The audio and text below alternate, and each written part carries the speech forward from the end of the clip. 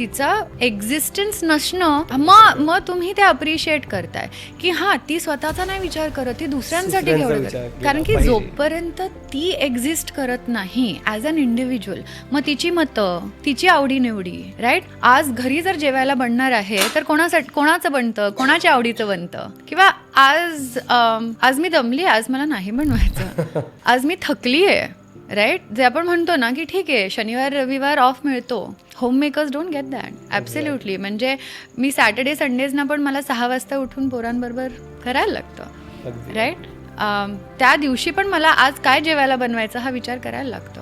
So I definitely don't want to be a super woman, right. I want to be a normal woman who gets a lot of support from her community. म्हणजे तिच्या community, तिच्या सोसायटीपासून, तिच्या आई वडील, सासू सासरे, नवरा, हे सगळ्यां, आणि ते मदत नाही करत आहेत. हां डेफिनेटली.